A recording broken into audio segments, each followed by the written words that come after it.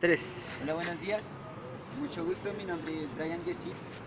En el día de hoy vamos a trabajar el libro 1, capítulo 1, objeto y método de la física. Bueno, Aristóteles en su primer párrafo muestra una tesis y más adelante va a ir mostrando sus argumentos. Entonces, puesto que en toda investigación sobre cosas que tienen principios, causas o elementos, el saber y la ciencia resultan de conocimiento de estos. ¿Esto qué quiere decir? Que el saber y la ciencia nacen a partir de una investigación sobre las causas y principios del conocimiento que tienen estas primeras causas y estos primeros elementos. Entonces, ya que solo creemos conocer una cosa cuando conocemos sus primeras causas y sus primeros principios e incluso sus elementos. Entonces, que solo podemos llegar en sí a conocer eso absolutamente cuando conocemos sus primeras causas y sus primeros principios. Es evidente que también, es evidente que también la ciencia de la naturaleza que tenemos tenemos que intentar determinar en primer lugar cuanto se refiere a los principios. Eh, ¿Qué dice él cuando tenemos que intentar determinar?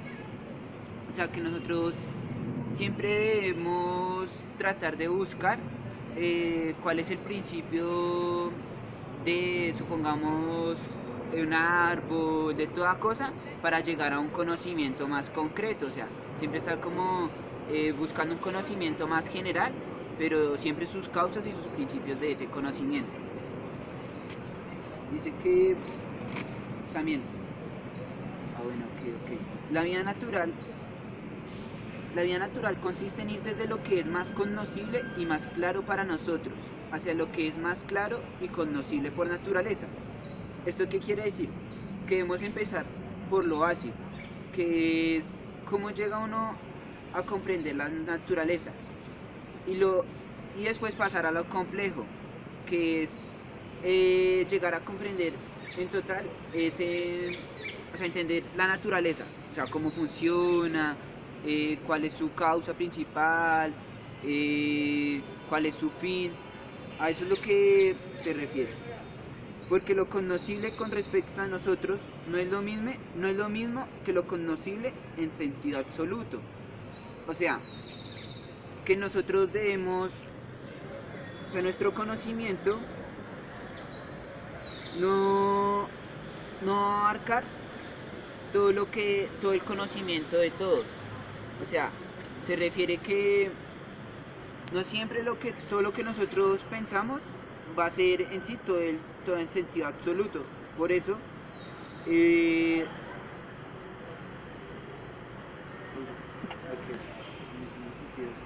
bueno, va a continuar. Por eso tenemos que proceder de esta manera, desde lo que es menos claro por naturaleza, pero más claro para nosotros, a lo que es más claro y conocible por naturaleza. O sea, tenemos que empezar desde el punto más sencillo, o sea, lo que nosotros vemos a simple vista, porque es claro para nosotros, pero y también por naturaleza. Pero si ya abordamos sus causas y sus principios elementales de esa naturaleza, es lo que nos va a abarcar ese conocimiento más absoluto. Tres. Bueno, continuando. Las cosas que inicialmente no son claras y evidentes son más bien confusas. O sea, esto quiere decir que uno lo que ve a ciencia, como por decirlo, lo que uno siempre piensa que eso es así, que es claro y evidente, no es así, porque uno nunca ha ido a ese principio, sino sencillamente se queda observándolo muy por encima. Por eso uno piensa que es evidente y no es así. Por eso a veces se torna confuso cuando uno ya llega a analizar sus causas principales. Solo después, cuando las analizamos, llegamos a sernos conocidos sus elementos y sus principios. Pues esto quiere decir que uno, cuando analiza en qué esa confusión, en qué está uno como dudando, llega a tener un conocimiento más exacto de esos elementos y principios. Por ello, tenemos que proceder desde las cosas en su conjunto, a sus constituyentes particulares, porque un todo es más conocible para la sensación y la cosa en su conjunto es de alguna manera un todo, ya que la cosa en su conjunto comprende una multiplicidad de partes. Esto da a entender que uno para conocer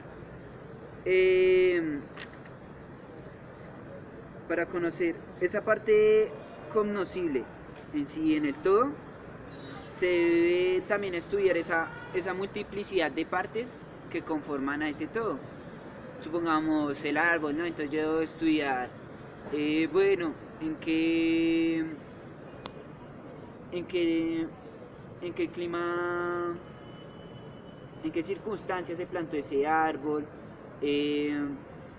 cuáles, bueno, si sus características, o sea, ver todo lo que complementan a ese árbol, hasta quién lo plantó. Bueno, continuando, en este mismo ocurre en cierto modo los nombres respecto de su definición, pues un nombre significa un todo sin distinción de partes. O sea, ahí él da un ejemplo también con los nombres.